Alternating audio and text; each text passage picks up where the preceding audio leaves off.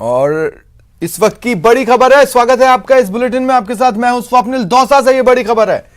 विधायक के बेटे समेत 5 लोगों पर गैंगरेप के आरोप का जो मामला है उस पर अपडेट जान लीजिए। पीड़ित से मिलने राष्ट्रीय बाल संरक्षण आयोग की टीम पहुंची है। यह बड़ी खबर इस वक्त की आपको बता रहे हैं। आयोग के जो अध्यक्ष हैं उन्होंने पीड़ित के परिवार से पूरे मामले की जानकारी ली है। आयोग के अध्यक्ष ने पुलिस पर तथ्य छिपाने के आरोप लगाए। इस बातचीत के आधार पर पुलिस ने आयोग की टीम को पीड़ित परिवार से दूर रखने का प्रयास किया, यह कहना है आयोग का। दौसा से बड़ी खबर आपको बता रहे हैं इस वक्त की। विधायक के बेटे समेत 5 लोगों पर गैंगरेप के आरोप है। मामला वैसे ही गंभीर है। पीड़ित से मिलने के लिए आज राष्ट्रीय बाल संरक्षण आयोग की टीम पहुंची। अब इस टीम का कहना है कि पुलिस ने उन्हें पीड़ित परिवार से दूर रखने की कोशिश की। इस टीम ने पीड़ित के परिवार से पूरे मामले की जानकारी ली है। न केवल पीड़ित से बात की बल्कि पीड़ित के परिवार से भी इस घटनाक्रम के बारे में, वारदात के बारे में बातचीत की और उसके बाद आयोग के अध्यक्ष ने पुलिस पर तथ्य छुपाने के आरोप लगाए हैं। ये दौसा से बड़ी खबर इस वक्त की आपको बता रहे हैं। देखिए, इस मामले पर सियासत भी गर्म है और पुलिस के एक्शन पर सवाल उठ रहे हैं। बीजेपी कह रही है क्यों गिरफ्तारियां नहीं हुई हैं, और इस बीच राष्ट्रीय बाल संरक्षण आयोग की टीम का पीड़ित से मिलने पहुंचना। और इस मामले में आज पीड़ित के बयान दर्ज हुए। पुलिस की टीम आज पीड़ित को लेकर महवा के एसीजेएम कोर्ट पहुंची, जहां पीड़ित के बयान दर्ज किए गए। जांच अधिकारी और महवा डीएसपी ब्रिजेश कुमार ने पीड़ित के बयान न्यायाधीश के सामने दर्ज करवाए। इस दौरान कड़ी सुरक्षा के बीच पीड़ित को उसके गांव से महवा लाया गया और बयान दर्ज करने के बाद उसे वापस गांव छोड़ा गया। दुष्कर्म का संगीन आरोप विधायक जौहरीलाल मीणा के बेटे समेत 5 लोगों पर है। मामले में एसपी अनिल बेनीवाल ने कहा कि बयानों की कॉपी लेने के बाद ही पुलिस आगे की कार्रवाई करेगी। एसपी ने कहा मामले में कॉल डिटेल और सीसीटीवी भी निकाले जा रहे हैं, क्योंकि मामला 1 साल पुराना है, इसलिए देरी हो रही है सीसीटीवी फुटेज निकालने में।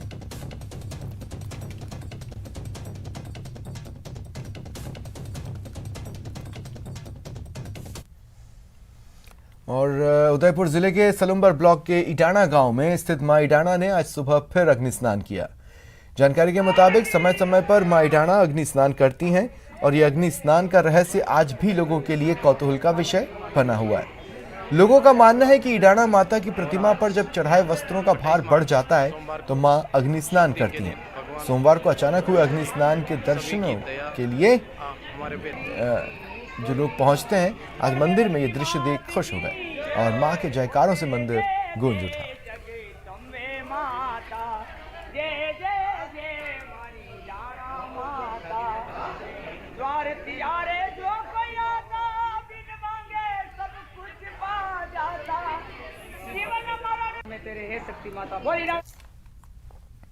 बीकानेर में मार्च के महीने में ही गर्मी तेवर दिखा रही है। तापमान 40 से ऊपर होने से तेज धूप और जलन ने लोगों को बेहाल कर दिया है। दिन चढ़ने के साथ ही सूरज का रौद्र रूप दिख रहा है। दोपहर बाद सड़कों पर सन्नाटा है। लोग गर्मी से बचने के लिए ठंडे पानी के साथ अन्य जतन कर रहे हैं।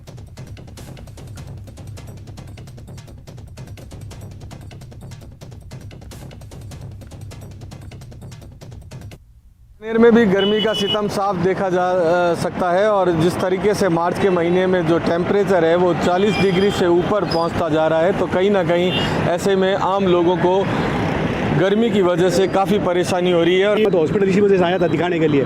चक्कर आ रहे हैं साहब ज़बरदस्त, और बचाव ये है कि ठंडा पानी पी के आए हैं और छाछ पी रहे हैं और ये गमछा है सर पे रख रहे हैं, तभी जाके उपाय पड़ा। विषय के हिसाब से घर से निकलना पड़ रहा है, बाकी गर्मी तो बहुत ज़्यादा है। अब घर पे रहे तो भी हो नहीं सकता पॉसिबल, तो बाहर तो निकलना ही पड़ेगा काम के हिसाब से। आपको कपड़ा और कुछ पहन के निकलना पड़ रहा है, कोई काम हो इसी वजह से निकलना पड़ रहा है, और तो कोई उपचार है नहीं गर्मी से। आसमान से सूरज आग उगल रहा है। ऐसे में ये साफ देखा जा सकता है कि मई महीने में भी गर्मी जो है वो पूरी तरह से प्रचंड रूप में रहेगी और बीकानेर के लोगों को इससे निजात नहीं मिलेगी।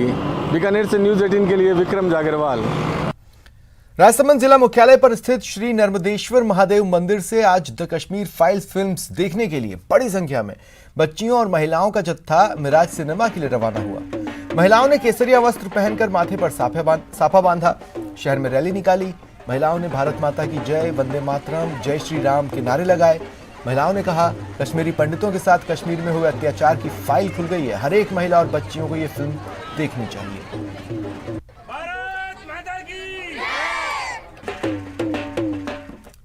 जो कश्मीर में जो अत्याचार हुए हिंदू और पंडितों के ऊपर, उसकी सच्चाई जो बताई गई है और उसमें हमें हिंदू एकजुट होने के जो संदेश मिला है, और ये जो लव जिहाद और ऐसी बहुत सारी घटनाएं हमारे हिंदुस्तान में हो रही है, तो ये पिक्चर से मातृशक्ति जागृत होगी और हम हिंदू माँ बेटी बचाओ का जो संकल्प है शायद वो साकार हो।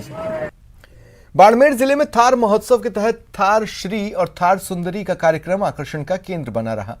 बाड़मेर में चल रहे थार महोत्सव में थार सुंदरी का खिताब चंचल जांगीड़ के नाम रहा। थार श्री का खिताब विजय गर्ग के नाम रहा। इस दौरान थार श्री और सुंदरी से बातचीत की सहयोगी प्रेमदान देथा ने।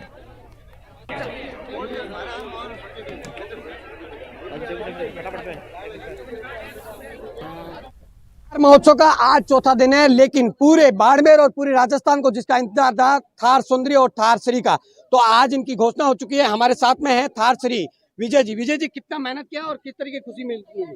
बेहद खुशी हो रही है और मेहनत तो पिछले 4 साल से इसी दिन का इंतजार कर रहा था, तो आज जो किताब मिला है तो उसके लिए बेहद खुशी है। एक शिक्षक होने के नाते इन्होंने पढ़ाई के साथ में अपने छात्रों को पढ़ाया, उसके साथ ही साथ अपनी मेहनत जारी रखी और 4 साल से लगातार मेहनत कर रहे हैं और अन्य कई जगहों पर भी इन्होंने भाग लिया है। बताइए, और कहाँ आपने भाग लिया और कितनी मेहनत इसके साथ में करी? जैसलमेर का डेजर्ट फेस्टिवल, उसमें 2020, 21 और 22 तीनों साल में पार्टिसिपेट किया है। उसके अलावा हिंदुस्तान बीएड क्लब का एक प्रोग्राम रहा था गुजरात में, तो वो अटेंड किया था 2020 में।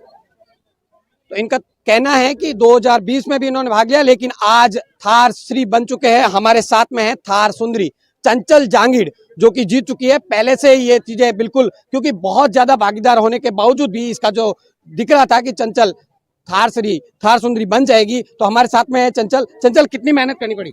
बहुत मेहनत की है मैंने। पिछले 4 सालों से मैं इसका इंतजार कर रही थी। 20 दिन के अंदर मैंने सारी अरेंजमेंट की है और मैंने ये सब तैयारियां की है।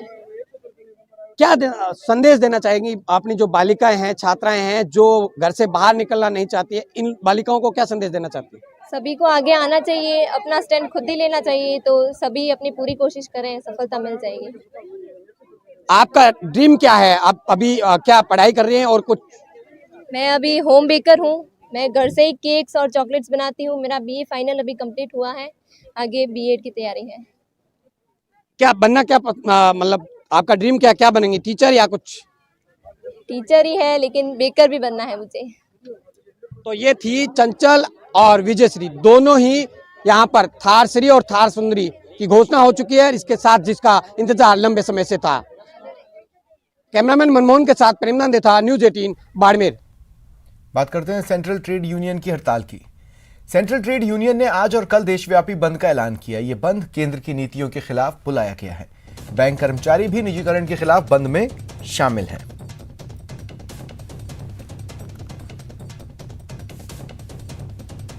और इधर बीकानेर में बैंक, बीमा, बीएसएनएल समेत कई श्रमिक संगठनों ने हड़ताल कर प्रदर्शन किया।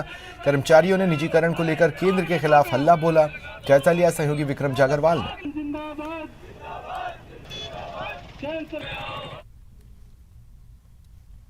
निजीकरण के विरोध में पूरे देश के साथ साथ आज बीकानेर में भी जो कर्मचारी यूनियन है वो यहाँ पर प्रदर्शन कर रही है और इसमें अलग अलग ट्रेड के लोग हैं। हमारी मुख्य मांग है सार्वजनिक उपक्रमों को, सरकारी संपत्तियों को बेचना बंद किया जाए, संविदा कर्मचारियों को स्थायी किया जाए, पुरानी पेंशन स्कीम लागू की जाए, नई पेंशन स्कीम को समाप्त किया जाए, मजदूर और कर्मचारियों के लिए जो 4 लेबर कोड लागू किए गए हैं उन लेबर कोड को जो कि मालिकों के हक में है समाप्त किया जाए, किसानों के लिए समर्थन मूल्य यानी एमपीएस की गारंटी दी जाए। क्या मांगे ये है कि ये सबसे पहले तो जितने श्रमिक विरोधी कानून है इनको तुरंत प्रभाव से वापस ले और जितने भी पीएसयू बंद करने की योजनाएं हैं इनको सरकार वापस ले। सही तरह से निजी के विरोध में अपनी मांगों को लेकर प्रदर्शन जारी रहेगा। हालांकि 2 दिवसीय हड़ताल एसबीआई बैंक शामिल नहीं हुआ है, लेकिन अन्य बैंकों के कर्मचारी जरूर शामिल हुए हैं। जैसे में ये माना जा सकता है कि बैंकों का कार्य भी इससे प्रभावित होगा। बीकानेर से न्यूज़ 18 के लिए विक्रम जागरवाल। निजीकरण, लेबर कोड समेत कई मांगों को लेकर श्रमिक संगठनों ने 2 दिवसीय हड़ताल का आह्वान किया। जयपुर में खासा कोठी से लेकर कलेक्ट्रेट सर्कल तक रैली निकाली। हड़ताल को किसानों का भी समर्थन मिला। हालांकि एसबीआई और बैंक ऑफ बड़ौदा की यूनियंस हड़ताल में शामिल नहीं हुई। श्रमिक संगठनों ने साफ किया कि केंद्र सरकार ने अगर समय रहते अपने रुख में परिवर्तन नहीं किया तो देश भर में अनिश्चितकालीन हड़ताल के लिए श्रमिक मजबूर हो जाएंगे। श्रमिक संगठनों के आह्वान पर देश में 2 दिवसीय हड़ताल हो रही है और हड़ताल के दिन पहले दिन आज केंद्रीय श्रमिक संगठन रैली निकाल रहे हैं। खासा कोठी से रवाना होकर ये लोग कलेक्ट्रेट के ऊपर पहुंचेंगे, कलेक्टर को ज्ञापन देंगे। संयुक्त किसान मोर्चा भी दे रहा है, भारतीय किसान यूनियन भी दे रही है। सब लोग एक हैं, इस किसान मजदूर के मैटर पे सब एक हैं, साथ होकर लड़ाई लड़ रहे हैं और आगे इनको कोई प्रॉपर्टी देश की नहीं बेचने देंगे। सरकार ने श्रमिकों के साथ और किसानों के साथ जो अन्याय किया है उसके विरुद्ध 28 और 29 तारीख को देश भर में हड़ताल हो रही है और एक दिन का किसानों का ग्रामीण बंद है।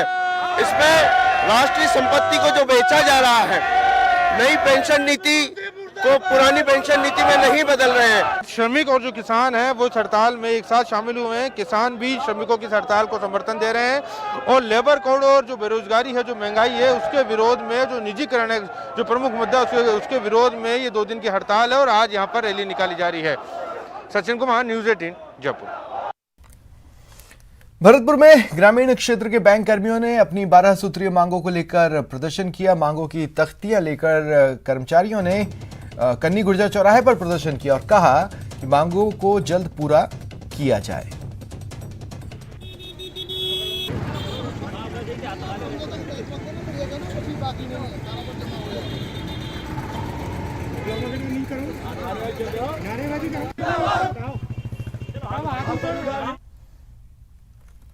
देखिए, भरतपुर से बड़ी खबर मिल रही है बवाल की। 2 पक्षों में बवाल की खबर है। भरतपुर से तस्वीरें देखिए आप आपके टीवी स्क्रीन पर। आप देख सकते हैं कि किस तरह से दोनों ही धड़े एक दूसरे पर लात और घूंसे बरसा रहे हैं। जो जानकारी फिलहाल निकल कर सामने आ रही है, हालांकि उसका पुष्टि होना बाकी है, लेकिन कहा यह जा रहा है कि ये जो मारपीट हुई है, ये विवाद, ये झगड़ा पार्किंग को लेकर हुआ। फिल्म देखने आए लोगों के साथ पार्किंग वालों ने मारपीट कर दी, ये आरोप है। आरडीबी सिनेमा के पास ये घटना हुई है। उस वक्त किसी ने ये वीडियो रिकॉर्ड कर लिया और वायरल कर दिया है। मौके पर सेवर थाना पुलिस पहुंची हुई है और जांच में जुट गई है।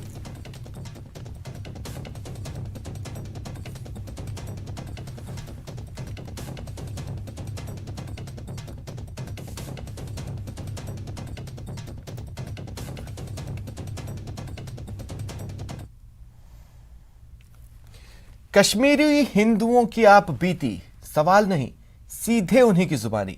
5:56 पर देखिए दर्द कश्मीर।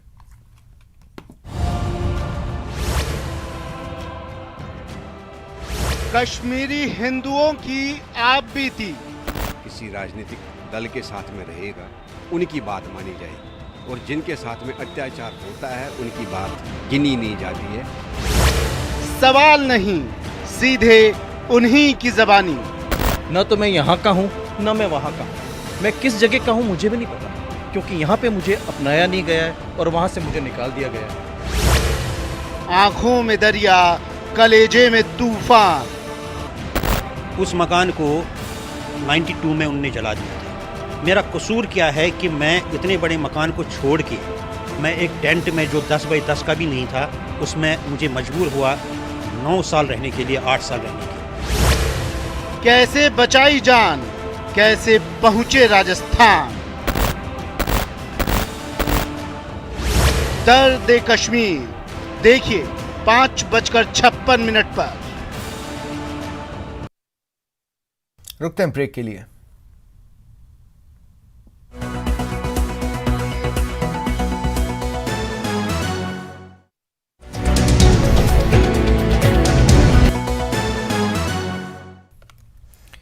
ब्रेक के बाद स्वागत है आप सभी का।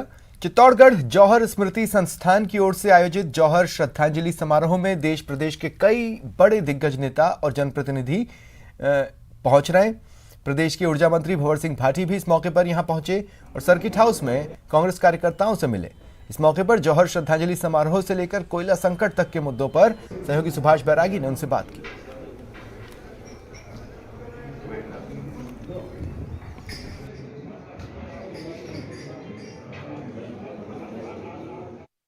के बाद जौहर स्मृति संस्थान द्वारा आयोजित किया जाने वाला जौहर श्रद्धांजलि समारोह आज आयोजित होने जा रहा है और इसमें शामिल होने के लिए प्रदेश के ऊर्जा मंत्री भंवर सिंह भाटी चित्तौड़गढ़ पहुंचे हैं। उनसे बात करने का प्रयास करेंगे। जौहर श्रद्धांजलि समारोह सहित प्रदेश की राजनीतिक हलचल पर उनसे चर्चा करेंगे।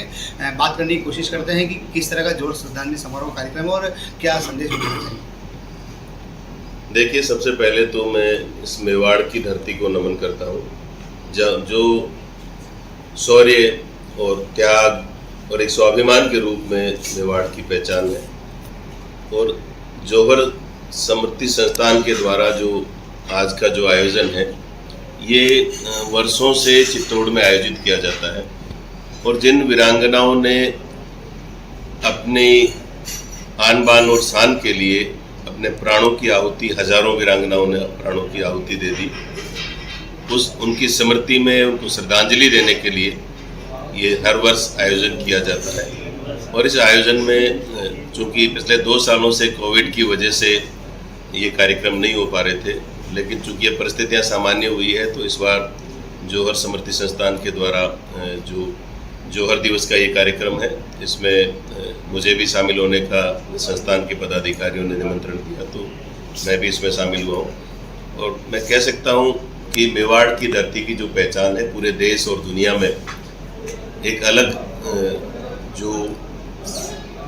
अलग तरीके से इस धरती का मान सम्मान है, क्योंकि स्वाभिमान की लड़ाई लड़ने वाला पूरी दुनिया में मेवाड़ की पहचान हमेशा महाराणा प्रताप से लेकर यहाँ के तमाम जो वीर योद्धा रहे हैं, उन्होंने स्वाभिमान के लिए अपने प्राणों की आहुति देने के लिए वो आगे आए और चाहे महलों को छोड़ना पड़ा, लेकिन उन्होंने इस मिट्टी की, इस धरती की अस्मिता के लिए लड़ाई लड़ी और उसी को लेकर के आज का ये कार्यक्रम। आने वाले समय में राजस्थान में बिजली संकट समाप्त होगा। प्रदेश के मुख्यमंत्री अशोक गहलोत और ऊर्जा मंत्री भंवर सिंह भाटी लगातार इस दिशा में प्रयास रहते हैं और इन प्रयासों का कोई न कोई सकारात्मक परिणाम आने वाले समय में सामने आएगा। कैमरा पर्सन मोहित के साथ सुभाष बैरागी, न्यूज़ 18 चित्तौड़गढ़।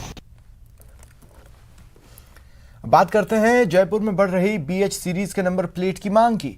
जो लोग अलग अलग प्रदेशों में काम के सिलसिले में अपनी गाड़ियों से आते जाते हैं, उनके बीच BH सीरीज नंबर प्लेट लेने की होड़ मची है। आइए दिखाते हैं कौन कौन लाइन में लगता है अपनी गाड़ियों के लिए BH सीरीज नंबर प्लेट के लिए और किसे मिल रहा है BH सीरीज का नंबर प्लेट।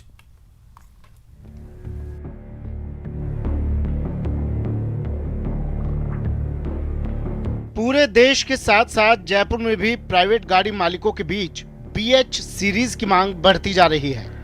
जो भी नई गाड़ी खरीद रहा है उसकी कोशिश है कि उसे एक यूनिक राष्ट्रीय नंबर प्लेट मिल जाए ताकि दूसरे राज्यों में जाने आने पर किसी तरह की कोई परेशानी ना हो।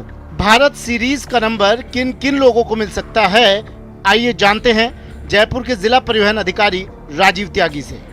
इस 4 स्टेट में उनके ऑफिसेज होना चाहिए ताकि उनका औचित्य सिद्ध हो कि इनका आपको फ्रीक्वेंटली अलग अलग स्टेट में, क्योंकि इंडियन ज्योग्राफी कंडीशन ऐसी है कि स्टेट बिल्कुल एडजॉइनिंग है। आप हरियाणा, पंजाब, यूपी, राजस्थान आते हैं तो एडजॉइनिंग फ्रीक्वेंटली मूवमेंट होता है, तो उनको किसी तरह की कोई परेशानी ना हो, उनका बिल्कुल निर्बाध परिवहन होता रहे, उसके लिए बेसिकली है central government employees, public sector, paramilitary, army personnels वगैरह के उनके लिए। BH सीरीज के नंबर के लिए सबसे अहम बात यह है कि ये पुरानी गाड़ियों के लिए जारी नहीं हो सकता। साथ ही एक ही प्रदेश में रहने वाले लोगों को भी ये नंबर नहीं मिल सकता। जहां तक इसके टैक्स की बात है तो ये दूसरे सीरीज के नंबर से कहीं ज्यादा है। और इसमें टैक्स में 3 स्लैब हैं, अप टू 10 लाख 1 लाख से 9,99,000 तक के लिए 8% है पेट्रोल व्हीकल के लिए। देन 10 से 20 लाख तक, 10 लाख से 20 लाख तक 10% है। देन अबव 20 lakhs 12% है। और इसमें अगर ये है पेट्रोल व्हीकल के लिए, अगर डीजल व्हीकल है देन 2% एक्स्ट्रा है उसका, उस OTT का। और इलेक्ट्रिकल है तो 2% कम है, इलेक्ट्रिकल व्हीकल है। इसमें 2-2 साल के लिए दिया जाता है और इस 7 ईयर के मल्टीपल में आपको डिपॉजिट करना हर 2 साल के लिए जमा होता है। जयपुर में अब तक 259 प्राइवेट गाड़ियों के लिए भारत सीरीज के नंबर जारी हो चुके हैं और इस नंबर के लिए सैकड़ों लोग इंतजार कर रहे हैं। मोहम्मद आसिफ, न्यूज़ 18 राजस्थान, जयपुर। होली के बाद भी प्रदेश भर में होली मिलन समारोह, सांस्कृतिक कार्यक्रम हो रहे हैं। इसी कड़ी में उदयपुर में पानेरियों की मादड़ी इलाके में मिनारिया ब्राह्मणों की ओर से गेर नृत्य का आयोजन हुआ। पानेरियों की मादड़ी स्थित दई माता मंदिर के प्रांगण में आयोजित गेर नृत्य कार्यक्रम में समाज के युवाओं बुजुर्गों ने पहले तो जमकर डांस किया, फिर भांग का प्रसाद वितरित किया गया। इस दौरान माताजी के मंदिर को फूल मालाओं से सजाया गया।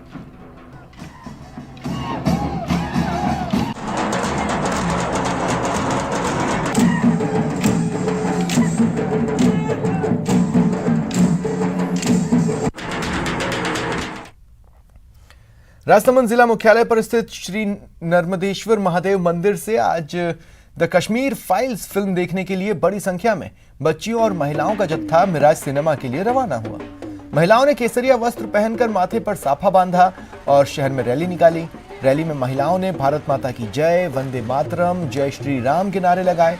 महिलाओं ने बताया कश्मीरी पंडितों के साथ अत्याचार की फाइल खुल गई है। हर एक महिला और बच्चियों को फिल्म देखनी चाहिए ताकि उन्हें पता चले कश्मीर में किस प्रकार हिंदू बहु बेटियों के साथ अत्याचार हुआ।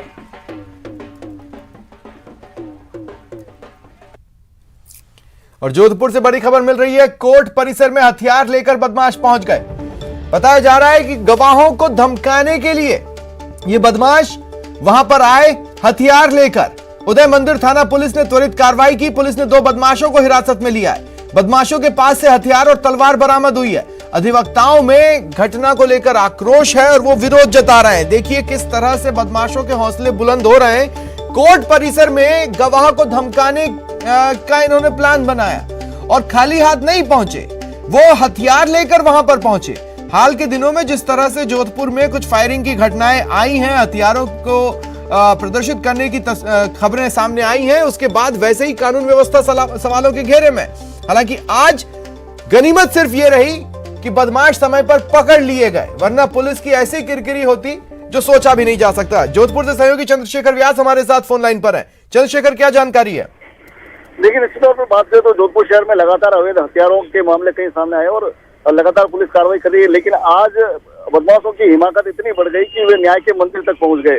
वे जो प्रत्यक्षदर्शी जो अधिवक्ता है उन्होंने बताया कि बदमाशों के पास जो एक तलवार थी, लठ थे, चाकू और इसके अलावा रिवॉल्वर होने का भी दावा किया जा रहा है। लेकिन फिलहाल पुलिस इस बात से इनकार कर रही है कि उनके पास रिवॉल्वर नहीं है। सबसे बड़ी बात कि सूचना मिलते ही उदय मंदिर थाना पुलिस त्वरित वहां पहुंची और बदमाश वहां से भागने लगे तो 2 बदमाशों को गिरफ्तार किया है। बदमाशों ने इस दौरान जो तलवार को एक कार के नीचे छुपा दिया था, लेकिन वो भी बरामद कर ली गई। तो सबसे बड़ी बात कि एक जो हत्याकांड हुआ था, लाइव हत्याकांड फारूक का, तो उसमें जो एक गवाह था इमरान, वो आज गवाही देने के लिए आया था और जो सामने वाली गैंग थी उसे डराने के लिहाज से वहाँ कोर्ट पहुंची है। और यदि अगर उदय मंदिर पुलिस समय पर नहीं पहुंचती तो आज कोर्ट में एक बड़ी घटना घटित हो सकती थी और कोर्ट के इतिहास में एक काला धब्बा लग सकता था। जी बिल्कुल। ये बदमाशों की संख्या कुल कितनी थी? क्योंकि सिर्फ 2 पकड़ में आए हैं और बड़ी अजीब बात है कि सड़कों पर हथियार लेकर चल रहे हैं, कहीं किसी तरह का कोई फिल्टर नहीं, कहीं कोई चेकिंग पॉइंट्स नहीं, और अगर है भी तो उन्हें धत्ता बताते हुए सड़कों पर घूम रहे हैं। देखिए, निश्चित तौर पर बात करें तो जिस प्रकार से लगातार अधिवक्ता मांग कर रहे हैं कि जो जिला सेशन कोर्ट परिसर है वहाँ पे सीसीटीवी कैमरा लगे होने चाहिए, लेकिन लंबे समय से जो है सीसीटीवी कैमरा उपलब्ध नहीं है। आज सेशन कोर्ट परिसर के अंदर जिस प्रकार से जो हथियारों का प्रदर्शन इन बदमाशों ने किया है, कहीं ना कहीं अधिवक्ताओं में दहशत का माहौल है और आक्रोश का भी माहौल है। आज अधिवक्ताओं ने जो है जिला और सेशन जज से मुलाकात करके इस बात की शिकायत पेश की और उन्होंने मांग की है कि यहाँ पे सीसीटीवी कैमरे लगाए जाए। सबसे बड़ी गनीमत यह रही कि आज पुलिस मौके पर पहुंच गई और जो है किसी भी घटना को अंजाम होने से पहले उन्होंने जो 2 बदमाशों को पकड़ा है और संभवतः शाम तक। शुक्रिया तमाम जानकारी के लिए।